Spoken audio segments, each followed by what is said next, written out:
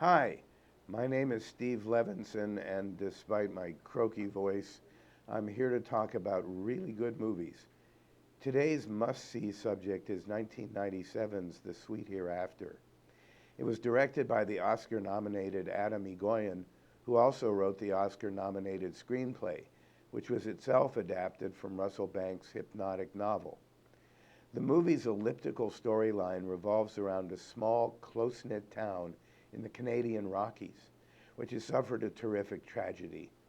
One cold December morning, the municipal school bus, operated by the warm-hearted and conscientious Dolores Driscoll, a 30-year-old veteran bus driver, hits a patch of ice on the road and loses control, sliding onto the adjacent ice-covered lake and sinking into the water, killing everyone on board except herself and teenager Nicole Burnell, played by the then 18-year-old Sarah Polley. This means that in a single instance, the town has virtually lost all of its children. Although they've survived, Dolores, whose life has been dedicated to her stroked-out husband and her young charges, is seriously injured and psychologically scarred. And Nicole, an accomplished singer and role model to the younger kids, is rendered paraplegic. The town, of course, is in a state of collective shock, and the parents of the lost children are numb with grief. Shortly after the awful event, a big city personal injury lawyer, Mitchell Stevens, played by the veteran British actor Ian Holm, arrives in the town. His own personal life in a shambles from years of failed attempts at helping his drugged-out addicted daughter, who was the apple of his eye, but is now lost to him, Stevens seeks to enlist the surviving parents in a class action in order to seek justice from those responsible for the loss of the children. Stevens is devoted to the law and is obsessed with the matter of liability, which is to say, fault. As he explains to a pair of formerly vibrant but now traumatized parents, "There's no such thing as an accident. The word doesn't mean anything to me. As far as I'm concerned, somebody, somewhere, made a decision to cut a corner.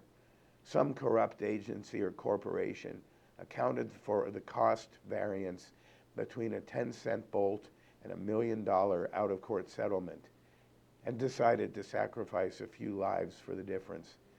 And now it's up to me to ensure moral responsibility in this society." Representing a number of the parents, Stevens files his lawsuit against the manufacturer of the school bus. But there is a dissenting parent, Billy Ansell, who has lost his twin children to whom he was devoted, but who vehemently opposes the undertaking. "It was an accident," he said. "I should know. I service the bus every day." "I can help you," Stevens insists.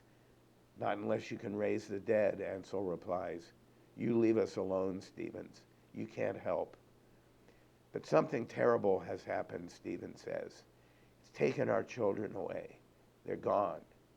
In a stroke of genius, Egoyan injects Robert Browning's The Pied Piper of Hamelin into Banks's original narrative. In a scene, bits of which are spread over the course of the film, Nicole reads the poem to Billy Ansell's children, whom she is babysitting the night before the calamity. It's prophetic. As the Pied Piper, furious over the town's fathers reneging on their promise to pay him to purge the place of rats, leads the children through the portal that has opened into the side of the mountain and then shuts fast. A lame child on crutches is left behind. And in after years, if you would blame his sadness, he used to say, "It's dull in our town since my playmates left. I can't forget that I'm bereft of all the pleasant sights they see, which the piper also promised me.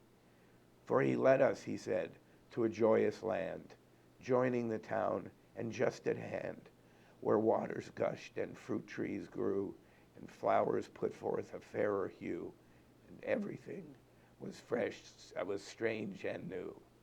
Stevens's case depends on Nicole's testimony to establish that a defect in the bus was the only conceivable cause of the crash. In her deposition, Nicole intentionally dismantles Stephen's entire case, falsely placing the blame on the saintly bus driver Dolores, whom she has nothing against. She has her reasons for doing what she does, but I won't get into them. The consequence is that the town and the shattered Stephens are led into a sweet hereafter that can never be undone, and where everything is strange and new. I'm Steve Levinson, and I give The Sweet Hereafter 4 stars. Thanks for listening.